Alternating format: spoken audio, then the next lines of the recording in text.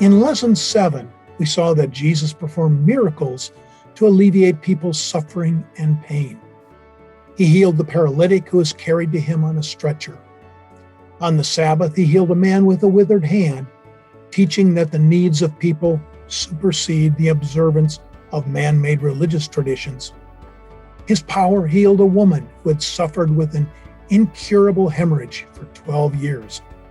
Then he demonstrated his authority over demonic forces and even over death. In Lesson 8, we will look at the healing of a blind man.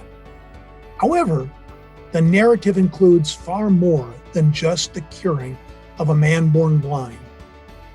This miracle validated Jesus' authority and threatened the positions of the religious leaders of his day. In great irony, Jesus contrasted the spiritual blindness of the Pharisees with the simple testimony of this formerly blind man. What did the prophet Jesus teach? Number 8 in a series, Spiritual Blindness.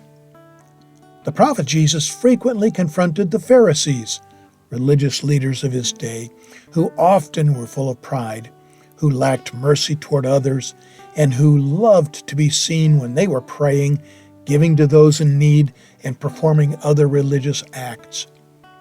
The following passage from the Injil narrates a miracle of healing that dramatically illustrates how spiritually blind, arrogant religious leaders can be. As Jesus was walking by, he saw a man who had been blind for his entire life. His disciples asked him, "Master, whose sin caused his blindness, his parents' or his own?" Jesus answered, "His blindness is not a result of either his sin or his parents' sin, but instead, so the works of God might be shown in him. I must perform the works of the one who sent me while it is day. Nighttime is coming when no one can work. As long as I'm in the world, I am the light of the world." When he had said this, he spat on the ground, made mud from the spit, and he placed mud on the man's eyes. Then he told him, "Go wash in the pool of Siloam." The word Siloam by translation means sent. So the man went there, washed, and came back able to see. The neighbors and others who knew him when he was blind said, "Isn't he the man who used to sit and beg here?" Some said, "Yes, it is," but others said, "No, it is someone who looks like him." But he said, "I'm the one." So they asked him, "How were your eyes opened?" He answered and said, "The man called Jesus made mud, put it on my eyes, and told me to go to the pool of Siloam and wash in it. So I went and washed, and I received my sight." Then they asked him where Jesus was. He said, "I don't know." So they brought the formerly blind man to the Pharisees. Now it was the Sabbath day when Jesus made the mud and opened the man's eyes. The Pharisees also asked him how he had received his sight. He said to them, "He put mud on my eyes, and I washed, and was able to see." Some of the Pharisees then said, "This man is not from God because he doesn't observe the Sabbath day." Others said, "Well, how could a man who is a sinner do such miracles?" And there was great disagreement between them. So they asked the blind man again, "What do you say about the man who opened your eyes?" He said, "He is a prophet." But many of the Jews did not believe that he had been born blind and just received his sight until they called his parents. They asked them, "Is this your son, who you say was born blind? How can he now see?"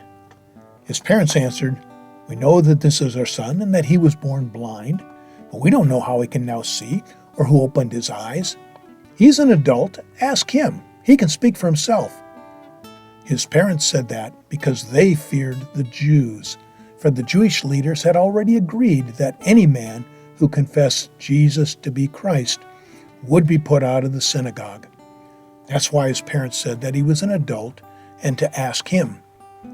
Then they again called the formerly blind man and said to him, "Give God the praise. We know that this man is a sinner." He replied, "Whether he's a sinner or not, I don't know. But one thing I do know is that even though I was blind, now I can see." They asked him again, "What did he do to you? How did he open your eyes?"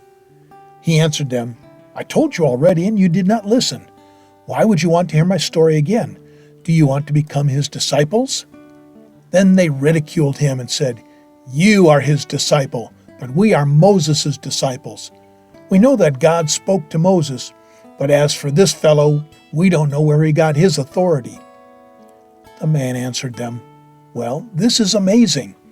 You don't know where he got his authority, and yet he opened my eyes. Now we know that God does not listen to sinners, but if any man worships and obeys God, God will listen to him. From the beginning of the world, no one has ever heard of someone opening the eyes of a person born blind. If this man were not sent by God, he could do nothing."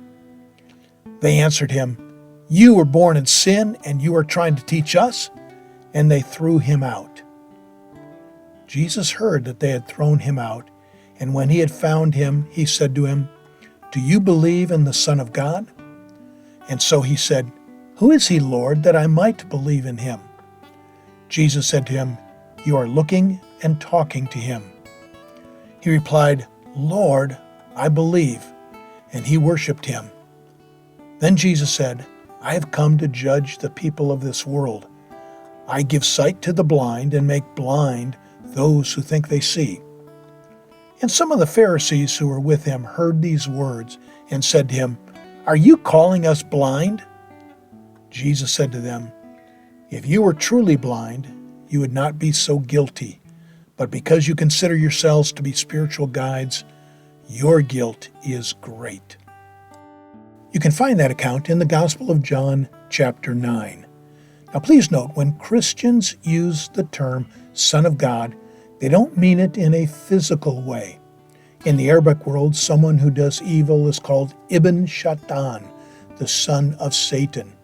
This does not mean that the person was born out of a physical relationship that Satan had with someone, but that the person exhibits the character of Satan.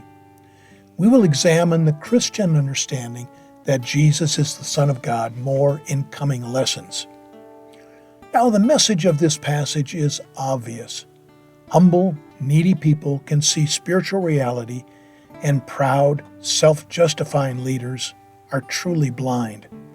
However, here is a little more background information for a better understanding of the text. The Pharisees were the conservative religious leaders of the prophet Jesus' time.